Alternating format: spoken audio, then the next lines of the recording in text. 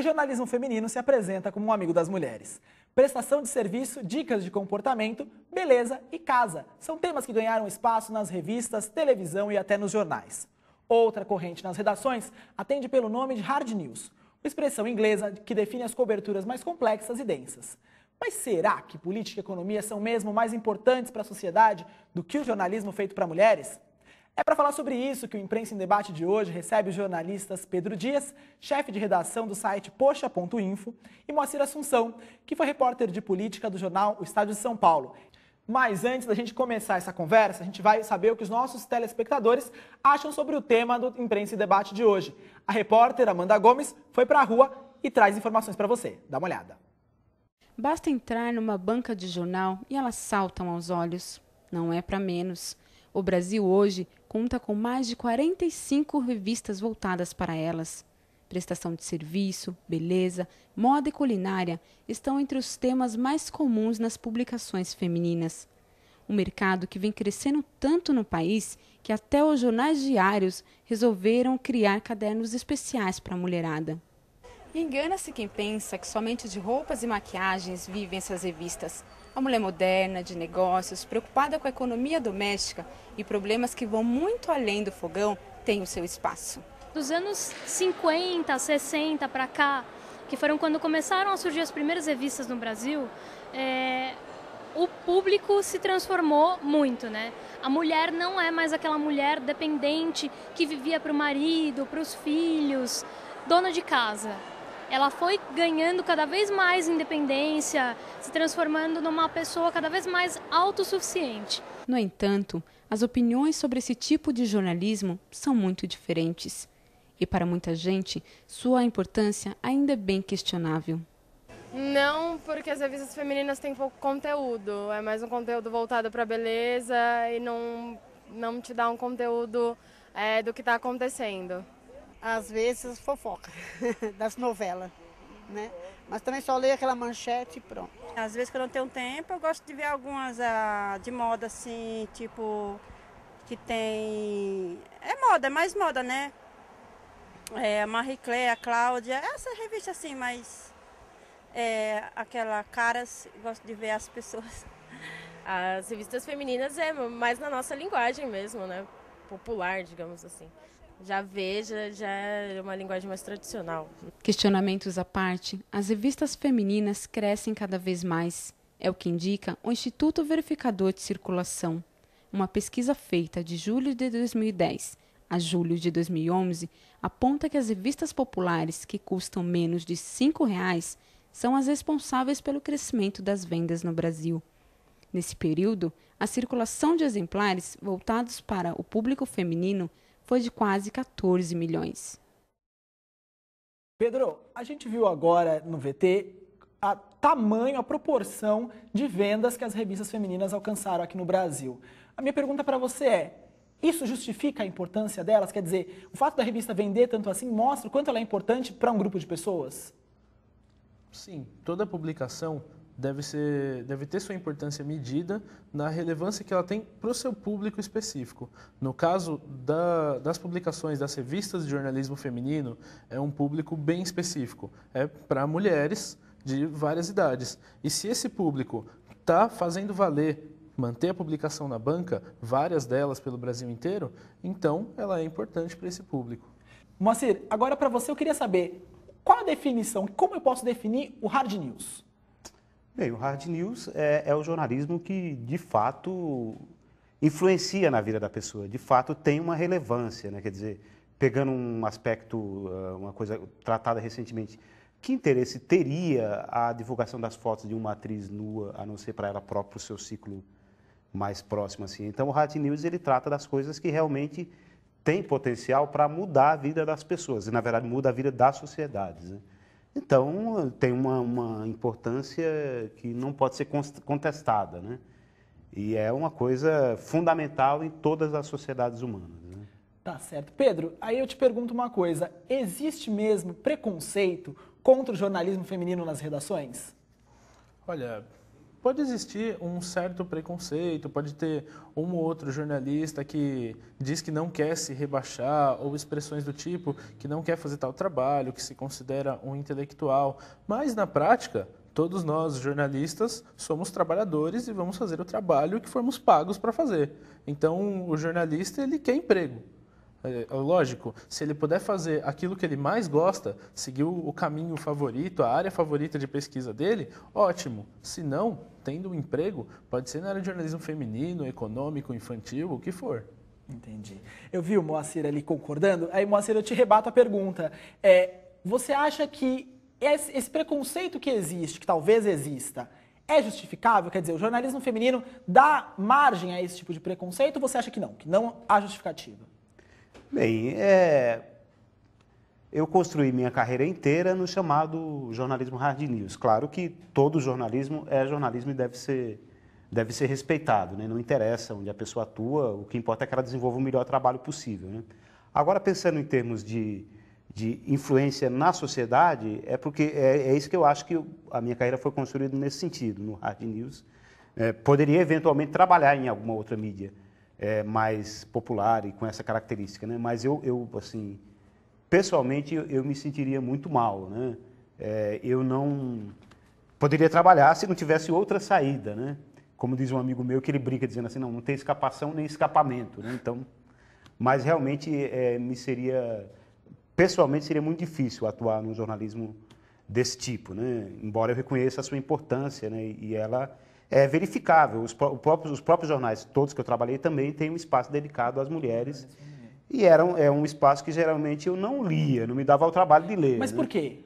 Porque eu achava que realmente não tinha muita importância. Ler talvez, ok, porque você talvez não seja o público-alvo, mas por que trabalhar para esse tipo de jornalismo de alguma forma te violentaria como profissional? Não, me violentaria porque minha carreira foi construída de uma outra forma, né? E até porque também, você vê, o crescimento, a reportagem até mostrou, o crescimento se dá nas publicações que falam das coisas mais simples, das novelas, das revistas, e um conteúdo muito fluido, muito simples, né, extremamente simples. Então, isso realmente me violentaria, pessoalmente, trabalhar, o que não quer dizer que eu, em algum momento, não trabalharia. E aí, por ser simples, você considera menos importante do que, por exemplo, a cobertura de política do Estadão? Pois é, exatamente. Eu considero que o grau de importância para a vida da sociedade é muito reduzido. É claro que tem público para isso e as pessoas gostam de ler também. E também tinham os jornalistas, quando eu trabalhei em cidades, tinham um jornalista especializado naquela matéria mais simples, das coisas mais fúteis, vamos dizer assim, né? Que tem lá a sua importância, né?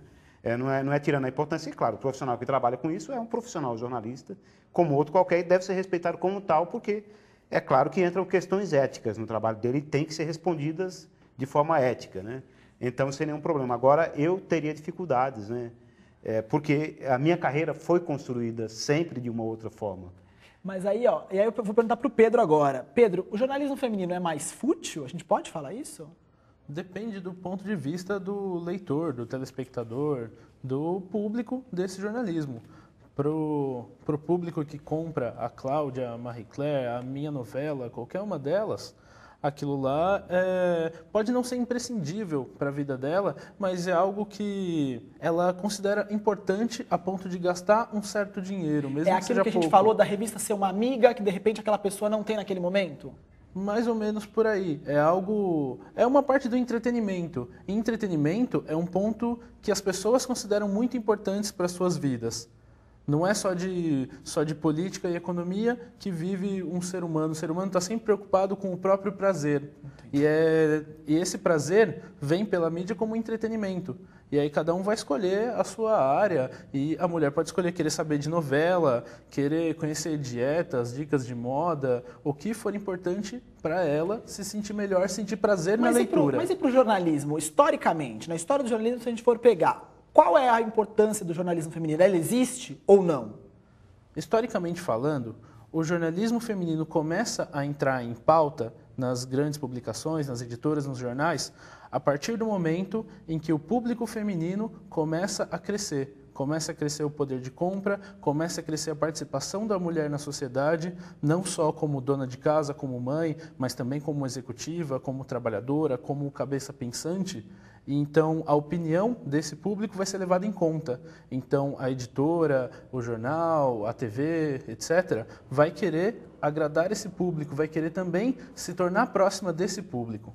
Entendi. E aí, Moacir, eu vou te perguntar, isso que o Pedro falou é interessante. Nos anos 50, a revista feminina ela refletia um olhar da mulher para a sociedade e da sociedade para essa mulher. Hoje, estamos em 2012, já tem um outro olhar, tanto da mulher para a sociedade, quanto da sociedade para a mulher. Você acha que isso, de alguma forma, ratifica uma importância a esse jornalismo feminino? Não, sem dúvida. Realmente, tudo que o Pedro falou faz bastante sentido, né? Quer dizer, o jornalismo feminino vai ganhando força a partir do momento que há a liberação da mulher, né? Hoje mesmo eu vi um documentário muito interessante que falava da mulher moderna, mas nos anos 50, anos 40, aliás, mas a mulher moderna passando um aspirador e o marido sentado lendo jornal, né? Quer dizer, a mulher moderna, entre aspas, né? Era a mulher moderna que faz daquela o trabalho época. pesado, né? Então, quer dizer, então o jornalismo feminino ele ganha expressão com o surgimento dessa nova mulher, mais independente, uma mulher que atua efetivamente no mercado de trabalho. A gente vê, por exemplo, a profissão de jornalista é hoje uma profissão essencialmente feminina. Você vai nas redações, muito mais mulheres do que homens, né? O problema que eu vejo em algumas publicações, e claro que não são todas, por exemplo, eu já escrevi para a Marie Claire, matérias de cunho mais denso, mais pesado, foram publicadas, um freela, e foi muito interessante escrever para um público que não era o público com o qual eu estava acostumado a lidar, né? Mas o que eu acho é que, às vezes, algumas publicações dessas, não são todas, claro, mas elas tendem a passar para a mulher uma visão e a tratar a mulher como se ela não fosse um ser pensante, como se as preocupações dela fossem todas coisas fúteis, né? E é claro que eu tenho grandes amigas e intelectuais, mulheres que atuam politicamente, que têm uma trajetória política e têm uma trajetória em termos de pesquisa histórica. São mulheres atuantes, né? Eu não sei se elas se enxergam nessas publicações mais simples, dirigidas a falar da vida dos famosos. Porque talvez a revista subestima o poder de pensamento da mulher? Exatamente. Eu acho que uma parte dessas publicações cai nesse pecado, que eu acho que é um absurdo. Eu acho que o mundo já comporta mulheres com um olhar diferenciado e que poderiam ser privilegiadas. E é claro que existem essas publicações para essas mulheres também. Mas existe uma grande gama de publicações também que menosprezam um pouco o poder de decisão da mulher e que passam uma visão de uma mulher que não é exatamente a mulher que está aí. E você acha que se uma Marie Claire, uma Cláudia, por exemplo, desse mais espaço para tratar, do ponto de vista feminino mesmo, temas como política, a economia, a situação do mundo como um todo, isso traria mais relevância para elas ou traria mais importância jornalisticamente, socialmente? Ah, claro, sem dúvida. Hoje a gente tem uma presidente mulher no Brasil, né? Temos uma presidente de um dos países mais importantes do mundo, que é a Alemanha, que é uma mulher. Tivemos recentemente uma chilena, cuja trajetória, no Chile, a Michelle Bachelet, cuja trajetória é muito semelhante à da Dilma. Então é claro que a mulher tem muito mais espaço, tem muito mais peso, tem muito mais poder, ela se constitui como um ser assim, que tem todo o espaço na sociedade, não é um ser que estava inferiorizado como antes. Então eu acho que se ela tiver essa possibilidade de expressão, ela vai se expressar e ela vai ter um canal para fazer isso muito mais privilegiado, com muito mais força, né? Eu até brinco com minhas amigas dizendo que as mulheres conquistariam o mundo se elas fossem mais unidas, né? E nem sempre são tão unidas assim. Mas a mulher, em muitos momentos, quando, por exemplo, as mulheres governantes, elas costumam ser mais democráticas, até se sair melhor do que os homens, em muitas ocasiões. Pedro, vou te devolver a pergunta. Você acha que, se nós colocarmos política e economia em revista feminina, vai afastar o público? Ou tem mulher que se interessa por isso também? Tem muita mulher que se interessa por isso também, é claro. Mas, primeiro, que muitas das pessoas que se interessam por política e economia não vão direto naquela revista feminina de menos de R$5. Elas vão no Estadão, vai na Veja, vai na Carta Capital, vai nos veículos tradicionalmente de hard news. Porque hard news é o unissex, em geral. Assim, na publicação grande, na Folha, no Estadão, nos veículos grandes, não é exatamente voltado para o homem ou para a mulher. Qualquer um dos gêneros que quiser se informar ali vai ter uma informação de qualidade que ele está procurando. E, além disso, muitas vezes a publicação feminina, a revista feminina, não está interessada na mulher que está interessada na política e na economia. Às vezes a publicação já está preocupada com o público que só quer a parte fútil, que só quer saber de novela, de dieta, de dicas de beleza. Então, não é a publicação em si que constrói o público, mas ela aproveita um público já construído dentro de um contexto maior. Tá certo. O debate está esquentando e você não pode perder nem um segundo. O Imprensa em Debate vai para o intervalo e a gente já volta. Não sai daí.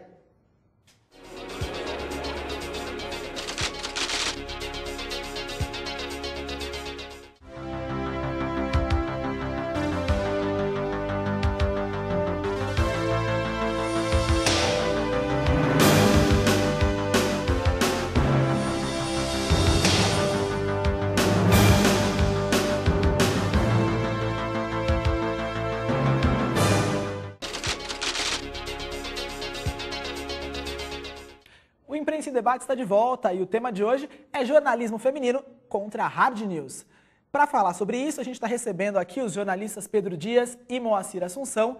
E no bloco anterior, o Pedro até chegou a comentar alguma coisa sobre uma fama de alienante que o jornalismo feminino tem por aí. Moacir, eu quero te devolver essa pergunta dizendo, você acha que em algum momento o jornalismo feminino cumpre esse papel? Ele é alienante? Eu acho que sim, o jornalismo feminino, não só o jornalismo feminino, como, por exemplo, a TV, a grande mídia, cumpre esse papel, né? Porque, na verdade, os públicos, possivelmente, eles não são formados, eles são construídos pelos veículos, então cumpre esse papel, sem dúvida. Você apreciar uma coisa da Ilha de Caras, eu me lembro que uma vez o Ziraldo lançou uma proposta contrária a Caras, né? Que era uma revista com outro nome, que não convém falar agora, mas que era uma proposta bastante interessante, né? E dizia que quem põe Bom, é uma história mais longa, né? Mas, enfim, acho que muitas vezes cumpre esse papel. Perceba que a gente vive num país bastante violento e que os nossos ricos, em geral, não aparecem nos veículos. Quem aparece são os artistas de TV. Os nossos olimpianos, como se diz assim nas ciências sociais, nossos deuses do Olimpo, em geral, são artistas da TV. Não são os ricos, porque os ricos não querem aparecer. Porque eles morrem de medo de sequestro. Então, ao contrário de outros países, nossos personagens das revistas especializadas em fofoca e tal, são estrelas da TV, né? Então é um pouco complexo, né? Eu tenho uma grande amiga que ela trabalha numa dessas publicações voltadas ao público feminino e ela é uma mulher que pesquisava horrores. Ela falou, olha, agora eu não sei mais nada da política de economia, mas eu sei quem está saindo com quem na TV, né? Mas me fala uma coisa, você falou de televisão e falou de revista. Rádio, jornal, também não é alienante? Também não existe ali, dentro do conceito jornalístico, uma parcela de alienação em qualquer tipo de notícia? Existe, mas ela é muito reduzida, muito menor nos veículos impressos, por exemplo, né? Ou nos radiofônicos, né? Porque, de qualquer maneira, não é informação pronta e acabada. Você tem que construir aquela informação. A construção dela pode até ter alguma coisa de alienante. Mas, no momento de passar, no momento que você está lendo, você está construindo imagens mentais. Então, isso é desalienante, trabalha contra a alienação. Da mesma forma que você ouve rádio, você também constrói uma imagem a partir do locutor, da voz do locutor, né? Ao contrário que na TV, a imagem já está pronta, já está pensada, já está bolada, já está escolhida para você. O seu trabalho de formular uma ideia daquela imagem é muito restrito, né? Pedro, você concorda, então, que o jornal e o rádio, por exemplo, são menos alienantes do que uma revista ou do que a televisão? Olha, eu acho que toda a imprensa pode ser alienante. Toda a imprensa tem suas parcialidades, seus interesses. Na última eleição mesmo, o Estado de São Paulo declarou apoio ao candidato José Serra. Então, e isso já demonstra que o jornal tomou um lado na disputa, já tira uma parte da imparcialidade. E isso vai acontecer em qualquer veículo, não é só no jornalismo feminino. Não é só o jornalismo feminino que vai causar uma alienação. A alienação parte de toda a mídia, de toda a imprensa e também do público. Vai do público ser ensinado a não ser alienado, ou a romper com esses grilhões da alienação. Vai de cada um, de sua educação, de sua história, e buscar uma fonte que ele considere com mais qualidade, mais imparcial. Tanto que você tem revistas femininas, desde aquelas que custam R$1 para a classe D, quanto a uma Caras, a uma Marie Claire, as revistas que vão ficando cada vez mais caras. E vão atendendo um público cada vez maior, teoricamente, cada vez mais inteligente, não necessariamente, mas supõe-se que quanto maior o poder aquisitivo, maior a instrução. Você acha isso, Moacir? Você acha que tem revista popular que, quando ela é feita para o jornalismo feminino, ela é feita de uma forma pior ou mais mal escrita do que uma revista que é feita para a classe A? Você acha que a revista feita para a classe A, para mulheres de classe A, ela é mais bem feita? Ah, sem dúvida, né? De fato, isso acontece, né? Eu queria lembrar que eu tenho o maior respeito pelo jornalismo popular, né? Eu comecei no Jornal Diário Popular, que era um jornal popular sem ser popularesco, como o antigo Notícias Populares, o famoso Espreme e Sai Sangue, que é um jornal muito engraçado em sua configuração, né? Então, eu tenho o maior respeito. Eu acho que essa imprensa popular, mesmo as revistas populares, elas ajudam a formar público, a formar o hábito de leitura e formar público para as publicações mais, vamos dizer, mais requintadas, né? Então, tem esse potencial nessas revistas populares e nos jornais populares, né? Todos os grandes jornais têm jornais populares, né? O Estadão tem o Jornal da Tarde, a Folha tem o Agora, que são, a gente diz que são os primos pobres, né? Que tem uma estrutura muito menor, menos recursos e tal. Mas, de qualquer maneira, tem sua importância porque ajudam a formar público, né? Agora, com relação ao fato do Estadão apoiar o Serra, eu vejo de uma forma bastante positiva, sabe? Porque, na verdade, é meio hipócrita achar que os jornais não apoiam ninguém. É claro que eles têm suas preferências. E eu acho muito saudável quando o jornal chega e diz, nós apoiamos o tal candidato. Não quer dizer que nós vamos editorializar o noticiário. Nós vamos editorializar as páginas editoriais. Vamos dizer, nós apoiamos. A Carta Capital disse que apoia o Lula. O Mino Carta, eu acho muito louvável da parte dele, ele apoiar o Lula, porque ele assume uma posição e todo mundo sabe qual é. Quer dizer, você pode gostar ou não, mas de qualquer maneira o cara está dizendo, eu apoio tal pessoa. Então, eu acho que é louvável, acho que deveria ser assim. Nos Estados Unidos é assim, os jornais dizem, nós apoiamos tal pessoa. E aí você compra aquele jornal, concorda com as ideias dele ou não, mas você tem a cara, está muito definido quem ele apoia. E isso eu acho que é interessante, porque no fundo, os jornais apoiam, mas não dizem. Não dizem, nós apoiamos tal. Então, devia dizer, né, nós apoiamos tal, eu acho que aí você assume uma postura correta, né? Na ocasião, quando o Estadão disse que apoiava o Serra, eu achei uma postura correta e defendi isso em palestras, em debates, né? Agora, eu acho complicado quando o jornal não diz, mas apoia. Então, fica uma coisa meio subreptícia, você mais ou menos imagina. Não, claramente, porque o Estadão também, uma vez o Estadão apoiou a Marta, numa disputa contra o Maluf no segundo turno. E o jornal disse claramente, nós apoiamos a Marta porque é o mal menor. Me fala uma coisa, você falou uma coisa agora há pouco, que então a revista feita para a classe A, ela tem uma qualidade melhor. O que é um jornalismo de qualidade? Um jornalismo de qualidade é um jornalismo que segue os princípios éticos, né? Um jornalismo que ouve os dois lados, um jornalismo que dá espaço para a defesa quando alguém é acusado, um jornalismo que oferece o mesmo espaço para as duas partes. É um jornalismo que vai profundamente nas questões, que não se detém na superfície dos fatos, procura aprofundar, e um jornalismo que busca explicar o mundo para o leitor, com a melhor qualidade possível, né? Eu sempre digo com meus alunos que o bom jornalista não é o cara que sabe tudo, ninguém sabe tudo, né? Desde Sócrates, só sei que nada sei, é esse o princípio. Mas ele vai procurar quem sabe e vai procurar passar essa informação. E você acha que, em termos de apuração, por exemplo, o jornalismo feminino popular, ele, em algumas vezes, ele chega a ser antiético, ele peca na técnica de apuração? Como é que é? Eu acho que é mais, não é nem tanto em apuração, acho que as escolhas dos temas desprivilegiam os temas um pouco mais complexos e menosprezam o leitor. Partem do princípio que não, ele não vai entender mesmo, então vamos passar coisa muito simples. Você concorda, então, acho que isso acaba menosprezando o leitor. Você acha que o Moacir está falando faz sentido? Então, em algum momento, o jornalismo, por menosprezar o público feminino, ele opta por temas menos relevantes ou mais fáceis de entendimento? Eu acho que depende do segmento dentro do público feminino. A revista, que é a mais popular, que vai para o público mais pobre, mais classe D, realmente vai menosprezar esse público e não vai dar tanta importância à qualidade, vai direto no assunto, como a personagem falou na matéria, logo no começo do programa, vai se importar só com a manchete, porque é aquilo que a pessoa vai ler, ela quer saber direto o que vai acontecer na novela na semana que vem. Acabou. Falou isso, não tem mais importância o resto, a pessoa não vai nem ler.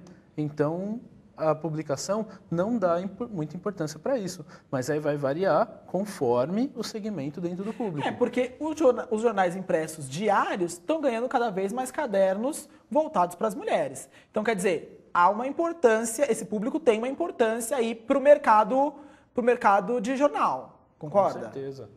Principalmente Acho que as gerações, primeiro a classe C, que cresceu muito nos últimos tempos, aumenta o poder de consumo, sobra um dinheiro extra que a pessoa pode gastar numa revista, por exemplo. Quem trabalha dentro desse mercado sabe que crise econômica é igual as pessoas não comprarem revistas mais supérfluas.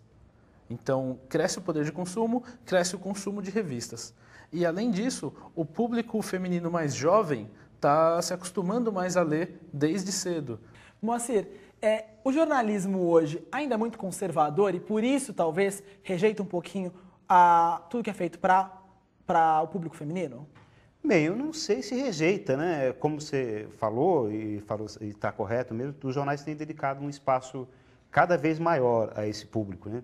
E tem uma curiosidade que o Pedro falou, eu concordo, e a gente teve acesso a uma pesquisa faz pouco menos de um ano, que foi muito interessante.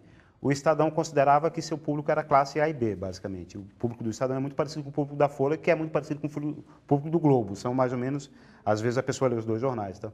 Mas se descobriu recentemente uma coisa curiosa, que a classe C cada vez mais amplia esse público e cada vez mais se integra. As pessoas começaram a perceber que ter informações importantes e de relevância é uma coisa que o distingue socialmente, que a distingue socialmente. Então começaram a consumir mais. E como exatamente ele lembrou, em um período de bonança econômica, os jornais crescem, as revistas crescem, há um maior espaço, né? Então, eu não sei se os jornais rejeitam esse público. Eu acho que os jornais que eles tendem a ter um tratamento diferenciado, né? O caderno Casa da Folha, por exemplo, do Estadão, por exemplo, aliás, ele é para mulheres, para um público feminino. Só que, claro, ele é muito diferente de uma revista popular. Ele trata de temas mais, vamos dizer, mais hard, com um olhar feminino, né? Temas de comportamento, tal. Ele tem um material de qualidade, uma qualidade melhor, só que para dirigir ao público feminino. Eu acho que os jornais reconhecem a força da mulher, percebem a emergência desse público e estão tentando se adequar. Eu vou agradecer a presença do Pedro Dias e do Moacir Assunção, que participaram dessa discussão com a gente. O Imprensa em Debate de hoje falou sobre jornalismo feminino e hard news. Eu agradeço a sua audiência e até o próximo programa. Até lá!